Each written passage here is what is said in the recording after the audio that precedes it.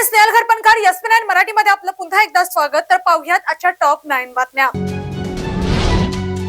Nepal Tibet सीमेवर 26 August रोजी झालेल्या भीषण फ्लॅश फ्लडमुळे मोठी हानी झाली आहे. पाणी, चिखल आणि दगडांच्या प्रचंड लोंढ्याने अनेक वस्त्या, रस्ते आणि पूल उद्ध्वस्त झाले असून अनेक नागरिक व पर्यटक बेपत्ता आहेत. तर पाहूयात आजची सविस्तर बातमी. ताज्या माहितीनुसार नेपाळ आणि तिबेटमध्ये या आपत्तीत किमान 162 जणांचा मृत्यू झाला आहे. मृत्यूचा आकडा आणि बेपत्ता व्यक्तींची संख्या वाढण्याची शक्यता असून बचाव कार्य अद्याप सुरू आहे. प्राथमिक माहितीनुसार हिम नदीतील बर्फ व खडकांचा मोठा भाग कोसळल्याने नदीचा प्रवाह अडला आणि त्यानंतर अचानक पाण्याचा मोठा लोढा खालील भागात आला असावा. यामुळे लेंदे खोला आणि भोटेकोशी नदी परिसरात गंभीर पूरस्थिती निर्माण झाली.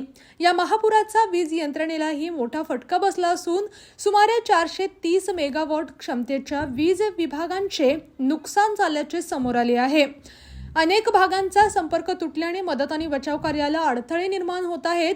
माउंट कैलास मानसरोवर यात्रेच्या मार्गावर असलेले अनेक पर्यटकही अडकले असून काही जण बेपत्ता आहेत. यामध्ये भारतीय नागरिकांचाही समावेश असल्याने भारतातही चिंता वाढली आहे.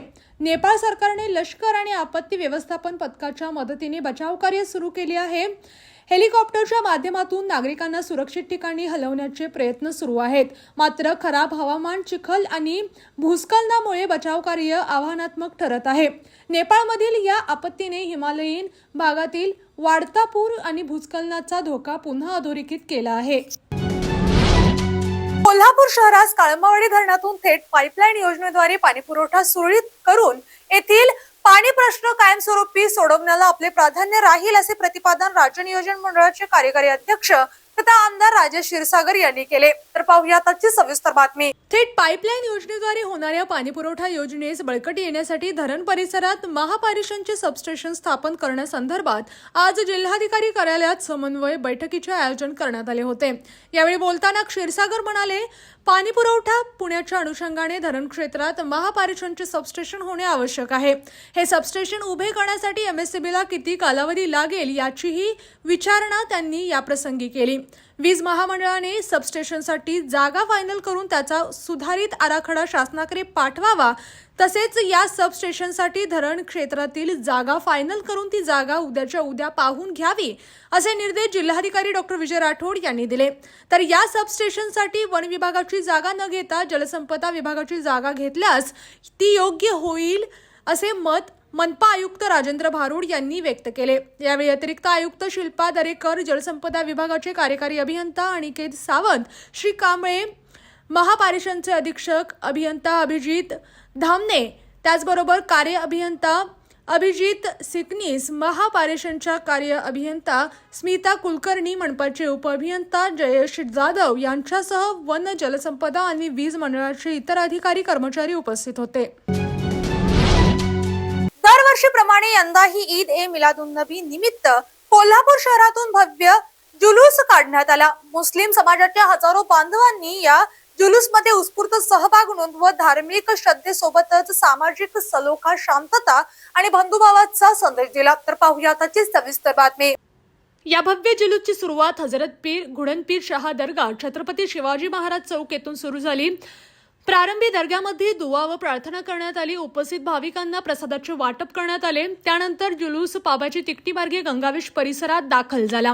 यानंतर जुलूस काजी उस्मान मस्जिद येथे पोहोचला. येथील दुआ व प्रार्थना करण्यात आली. तसेच उपस्थितांना प्रसादाचे वाटप करण्यात आले. त्यानंतर जुलूस हजरत पीर बाबू जमाल दर्गा येथे दाखल झाला.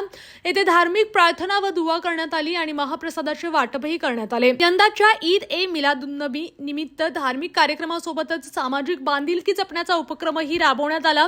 हजरत पीर बापू जमाल दर्गा येथे रक्तदान शिबिराचे आयोजन करण्यात आले. या माध्यमातून समाजसेवेचा आणि मानवतेचा संदेश देण्यात आला. प्रशासनाने दिलेल्या सूचनांचे पालन करत हा जुलूस अत्यंत शांततेत आणि शिस्तबद्ध पद्धतीने पार पडला. संपूर्ण मार्गावर सामाजिक सलोखा व शांतता कायम ठेवण्यात आली. या जुलूसमध्ये ईद ए मिलादुन्नबी कमिटी, हजरत पीर बाबू जमाल दर्गाचे खादिम, हजरत पीर घुडनपीर शाह दर्गाचे खादिम, काजी उस्मान मस्जिदचे खादिम तसेच मुस्लिम समाजातील हजारो बांधव मोठ्या संख्येने उपस्थित होते. धार्मिक श्रद्धा, सामाजिक उपक्रम आणि शांततेचा संदेश देत यंदाचा ईद ए मिलादुन्नबी उत्सव कोल्हापुरात उत्साहपूर्ण भक्तिमय आणि सामाजिक सलोख्याच्या वातावरणात पार पडला. अनाथ तसेच दिव्यांग मुली व महिला स्वच्छता कर्मचारी यांसह अनेक विविध क्षेत्रातील महिला भगिनींनी राज्यपाल जिष्णुदेव वर्मा यांची आज लोकभवन मुंबई येथे भेट घेऊन रक्षाबंधनानिमित्त त्यांना राखी बांधली. यावेळी राज्यपालांनी सर्वांना रक्षाबंधनानिमित्त शुभेच्छा दिल्या व भेटवस्तू दिल्या. तर पाहुयात आजची सविस्तर बातमी. रक्षाबंधन हा समाजातील सर्व घटकांना एकत्र आणणारा पवित्र सण आहे. समाजाच्या विविध स्तरावर उल्लेखनीय योगदान देत असलेल्या महिला व मुलींसह यंदाचे रक्षाबंधन केल्याचा अतिशय आनंद झाला आहे, अशी भावना राज्यपालांनी यावेळी व्यक्त केली. दिवंगत सिंधुताई सपकाळ यांनी अनाथ व गोरगरीब मुलींसाठी पुरंदर जिल्हा पुणे येथे सुरू केलेल्या ममता बाल सदन या संस्थेच्या वतीने अनाथ मुलींनी राज्यपालांना राखी बांधली. यावेळी संस्थेचे अध्यक्ष दीपक गायकवाड व संपर्क अधिकारी मुकेश चौधरी देखील उपस्थित होते. बृहन्मुंबई महानगरपालिकेच्या घनकचरा व्यवस्थापन विभागात काम करणाऱ्या महिला कर्मचाऱ्यांनी तसेच आशा सेविका व आरोग्य सेविकांनी देखील राज्यपालांना राखी बांधली. पालघर जिल्ह्यातील सेवा विवेक ग्राम विकास केंद्राच्या वतीने बांबू उत्पादनाच्या माध्यमातून स्वयंरोजगार करीत असलेल्या आदिवासी महिलांनी यावेळी राज्यपालांना पर्यावरणपूरक राखी बांधली. संस्थेचे मुख्य कार्यकारी अधिकारी लुकेश बंड यावेळी उपस्थित होते. ब्रह्मकुमारी संस्थेच्या नेपियन सी केंद्राच्या प्रमुख ब्रह्मकुमारी रुक्मिणी यांच्यासह ब्रह्मकुमारी बंधू भगिनींनी राज्यपालांना राखी बांधली तसेच दिव्य संदेश दिला. आर्य समाज माटुंगा येथील शालेय विद्यार्थिनींनी देखील रक्षाबंधनानिमित्त राज्यपालांना राखी बांधली. नॅशनल असोसिएशन फॉर ब्लाइंड या दृष्टीहीन व्यक्तींसाठी शिक्षण, रोजगार व पुनर्वसनाचे कार्य करणाऱ्या नॅप संस्थेतर्फे दृष्टीहीन मुलींनी राज्यपालांना राखी बांधली. यावेळी संस्थेच्या कार्यकारी संचालिका पल्लवी कदम या देखील उपस्थित होत्या.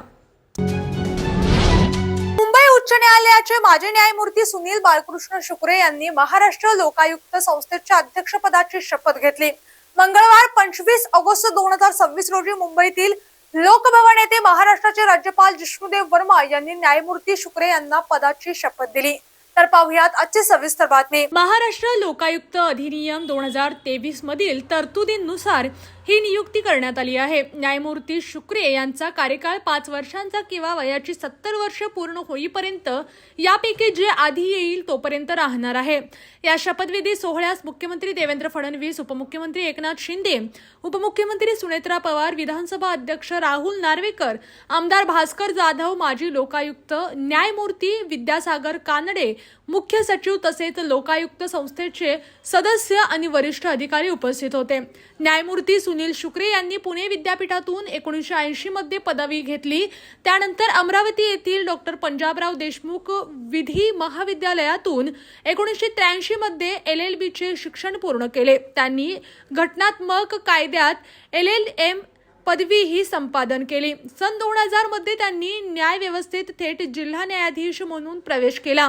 त्यानंतर प्रधान जिल्हा न्यायाधीश कोल्हापूर, नागपूर खंडपीठाचे रजिस्ट्रार, महाराष्ट्र न्यायिक अकादमीचे संयुक्त संचालक, प्रधान जिल्हा न्यायाधीश नागपूर तसेच मुंबई उच्च न्यायालयाचे रजिस्ट्रार जनरल अशा महत्त्वाच्या जबाबदाऱ्या त्यांनी सांभाळल्या. 13 मे 2013 रोजी त्यांची मुंबई उच्च न्यायालयाच्या न्यायमूर्तीपदी नियुक्ती झाली. महाराष्ट्राच्या भ्रष्टाचाराविरोधी आणि जनतेच्या तक्रारीच्या निवारणासाठी महत्त्वाची भूमिका बजावणाऱ्या लोकायुक्त संस्थेची धुरा आता न्यायमूर्ती सुनील शुक्रे यांच्या हाती आली आहे. त्यांच्या प्रदीर्घ न्यायिक अनुभवाचा फायदा महाराष्ट्रातील प्रशासनात पारदर्शकता, उत्तरदायित्व आणि सुशासन मजबूत करण्यासाठी होईल अशी अपेक्षा व्यक्त केली जात आहे. कोल्हापूर महानगरपालिकेच्या प्रभाग क्रमांक 12 मधील रविवार पेठेतील बसू हॉटेल ते विरकाक्या मठ व परिसरातील नागरिकांच्या बहुप्रतीक्षित नवीन गटर बांधकामाचा शुभारंभ आज स्थानिक नागरिक व मान्यवरांच्या उपस्थितीत श्रीफळ वाढून उत्साहात करण्यात आला. तर पाहुयात आजची सविस्तर बातमी. या परिसरात सांडपाण्याचा निचरा सुरळीत व्हावा, पावसाळ्यात पाणी तुंबण्याची समस्या दूर व्हावी तसेच परिसरातील नागरिकांच्या आरोग्य आणि स्वच्छता अबाधित राहावी या उद्देशाने या कामाला प्राधान्य देण्यात आले. गटर बांधकामामुळे परिसरातील नागरिकांना मोठा दिलासा मिळणार असून पावसाळ्यात निर्माण होणाऱ्या पाणी साचण्याच्या समस्येवरही कायमस्वरूपी तोडगा निघण्याची अपेक्षा व्यक्त करण्यात येत आहे। यावेळी बोलताना नगरसेवक आश्किन गणी आजरेकर यांनी प्रभागातील प्रत्येक गल्ली, रस्ता आणि परिसराचा सर्वांगीण विकास करण्यासोबतच नागरिकांना दर्जेदार मूलभूत सुविधा उपलब्ध करून देणे हे आपले प्रमुख उद्देश असल्याचे त्यांनी सांगितले। नागरिकांच्या समस्या सोडवून प्रभागाचा सर्वांगीण विकास करणे आणि मूलभूत सुविधा अधिक सक्षम करणे यासाठी आमची कटिबद्धता अशीच अविरत सुरू राहील असा विश्वास त्यांनी यावेळी व्यक्त केला। बहुप्रतीक्षित गटर बांधकामाला प्रत्यक्ष सुरुवात झाल्याने परिसरातील नागरिकांनी समाधान व्यक्त करत विकास कामांबाबत संबंधितांचे आभार मानले। नाशिक जिल्हा येथील सुरगाणा ग्रामीण रुग्णालयाला भेट देऊन रुग्णालयातील आरोग्य सुविधा, मनुष्यबळ, औषध साठा, तपासणी सुविधा, रुग्णसेवा आणि आपत्कालीन व्यवस्थेचा आढावा घेतला। सुरगाणा हा दुर्गम व आदिवासी बहुल तालुका असल्याने नागरिकांना अत्यावश्यक उपचारांसाठी दूर जावे लागू नये यासाठी स्थानिक पातळीवरच दर्जेदार आरोग्य सुविधा उपलब्ध करून देण्यास शासनाचे प्राधान्य आहे। तर पाहूया आजची सविस्तर बातमी। सुरगाणा येथे सोनोग्राफी सुविधा उपलब्ध करण्यासाठी सकारात्मक कार्यवाही तसेच स्त्रीरोग तज्ज्ञ, बालरोग तज्ज्ञ आणि भूलत तज्ज्ञांची उपलब्धता सुनिश्चित करण्याच्या सूचना दिल्या। 102 व 108 रुग्णवाहिका सेवेत अतिरिक्त रुग्णवाहिकांची व्यवस्था करण्याबाबतही निर्देश दिले। यावेळी सुरू असलेल्या 50 खाटांच्या नवीन उपजिल्हा रुग्णालयाच्या इमारतीची पाहणी केली। उर्वरित बांधकामांची कामे मार्च अखेरपर्यंत जलद गतीने आणि गुणवत्तेच्या निकषांनुसार पूर्ण करण्याचे निर्देश यावेळी देण्यात आले। आवश्यक निधी वेळेत उपलब्ध करून देण्याची कार्यवाही करण्यात येईल। महात्मा ज्योतिराव फुले जन आरोग्य योजना व आयुष्यमान भारत योजनेचा पात्र नागरिकांना जास्तीत जास्त लाभ मिळावा तसेच प्राथमिक आरोग्य केंद्रामधील सेवा अधिक सक्षम व्हाव्यात यासाठी आवश्यक सूचना दिल्या। बोगस डॉक्टरांविरोधात कठोर कारवाई करण्याचेही निर्देश दिले।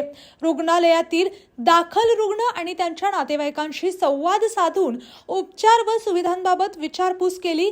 रुग्णांनी सेवांबाबत समाधान व्यक्त केले। रुग्णसेवेत कार्यरत डॉक्टर, परिचारिका व आरोग्य कर्मचाऱ्यांचे यावेळी कौतुक करण्यात आले। सुरगाण्यासह राज्यातील प्रत्येक दुर्गम व आदिवासी भागातील नागरिकाला आपल्या जवळच दर्जेदार आणि वेळेत आरोग्य सेवा मिळावी हा मानाचा निर्धार।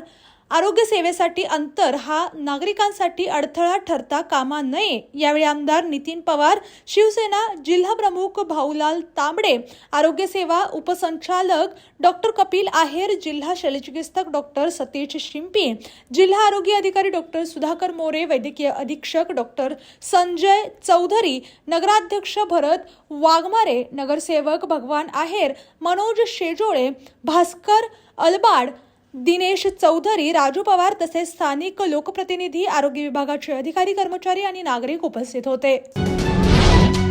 मुख्यमंत्री देवेंद्र फडणवीस यांचे शिर्डी विमानतळावर आगमन झाले। त्यांच्या समवेत उपमुख्यमंत्री एकनाथ शिंदे, जलसंपदा मंत्री तथा जिल्ह्याचे पालकमंत्री राधाकृष्ण विखे पाटील उपस्थित होते। तर पाहूया त्याची सविस्तर बातमी। जिल्हा प्रशासनाच्या वतीने जिल्हाधिकारी डॉक्टर पंकज आशिया यांनी यांचे स्वागत केले। आगमनाप्रसंगी खासदार भाऊसाहेब वाकचौरे, आमदार विठ्ठलराव लंघे पाटील, अमोल खताळ, आमदार सत्यजित तांबे, पोलीस अधीक्षक मुमका सुदर्शन, उपविभागीय अधिकारी माणिक आहेर व जिल्हा प्रशासनातील वरिष्ठ अधिकारी उपस्थित होते। शिर्डी विमानतळ येथून मोटारीने श्री क्षेत्र धनगरवाडी तालुका राहता येथे योगीराज सद्गुरू श्री गंगागिरी महाराज 179 वा अखंड हरिनाम सप्ताह सोहळ्याकडे प्रस्थान झाले।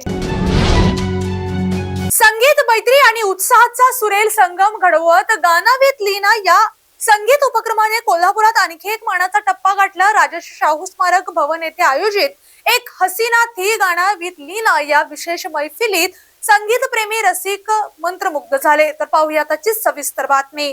या मैफिलीचे प्रमुख आकर्षण ठरले गायिका लीना निचल यांचे दमदार सादरीकरण। त्यांनी विविध सहगायिकांसोबत सलग 15 पेक्षा अधिक ड्युएट गाणी सादर करत कार्यक्रमात रंगत आणली। त्यांच्या उत्साही आणि ऊर्जावान सादरीकरणाला रसिकांनी भरभरून दाद दिली। 29 एप्रिल 2026 रोजी सुरू झालेला गाना विथ लीना उपक्रमाने अवघ्या 2 महिन्यात 155 गाणी रेकॉर्ड करण्याचा उल्लेखनीय टप्पा गाठला। कोल्हापूरसह सातारा, पुणे आणि इतर शहरातील गायक कलाकारांनी या उपक्रमात सहभागी होत उत्स्फूर्त प्रतिसाद दिला। मैफिलीला पुण्याहून अशोक पाटील, डेप्युटी कलेक्टर आणि शब्बीर मुल्ला यांची विशेष उपस्थिती लाभली। याशिवाय MB पाटील, कुतुब मुजावर, राहुल मेहता, आनंद पाटील, उदय डाकवे, संजय कुलकर्णी, संजय लेले, संजय मानके, रवींद्र चव्हाण, बाळकृष्ण मोरे आणि शशिकांत कोडोली यांनी आपल्या गायकीने कार्यक्रमाची रंगत वाढवली. कुतुब मुजावर यांनी विविध फिल्म ॲक्टर्सची मिमिक्री सादर करत कार्यक्रमाला हास्याची आणि मनोरंजनाची फोडणी दिली. त्यांच्या सादरीकरणाला रसिकांनी उत्स्फूर्त प्रतिसाद दिला. या संपूर्ण उपक्रमामागे प्रमोद निचल यांचे महत्त्वपूर्ण सहकार्य लाभले. गाना विथ लीनाचे ॲडमिन अरुण उल्पे, संजय कुलकर्णी आणि संजय लेले यांनी नियोजनाची जबाबदारी सांभाळली. कार्यक्रमाची संकल्पना संजय मानके यांची होती, तर सतीश कुलकर्णी यांनी आपल्या रंगतदार सूत्रसंचालनाने कार्यक्रमात उत्साह कायम ठेवला. सुरेल गाणी, कलाकारांची मैत्री, रसिकांचा उत्स्फूर्त प्रतिसाद आणि लीना निचल यांचे दमदार सादरीकरण यामुळे एक हसीना थी गाना विथ लीना ही मैफिल कोल्हापुरातील संगीत प्रेमींसाठी अविस्मरणीय ठरली. 155 गाण्यांच्या यशस्वी प्रवासानंतर 15पेक्षा अधिक ड्युएट गाण्यांची ही विशेष मैफल गाना विथ लीनाच्या शिरपेचात आणखी एक मानाचा तुरा ठरली. आणि अशाच टॉप 9 बातम्या पाहण्यासाठी पाहत रहा SP9 Marathi, your time your news. धन्यवाद. अशाच जिल्ह्यातील, राज्यातील व राष्ट्रीय स्तरावरील ताज्या बातम्या पाहण्यासाठी पाहत रहा SP9 मराठी न्यूज चॅनेल. या चॅनेलच्या माध्यमातून विविध क्षेत्रात उल्लेखनीय कार्य करणाऱ्या मान्यवरांच्या प्रेरणादायी मुलाखती तसेच महत्त्वाची माहिती आणि घडामोडी आपल्यापर्यंत पोहोचवल्या जातील. अशा नवीन बातम्या आणि माहिती मिळवण्यासाठी चॅनलला लाईक करा, शेअर करा आणि हो, सबस्क्राईब करायला विसरू नका. पाहत रहा SP9 Marathi, your time your news. धन्यवाद.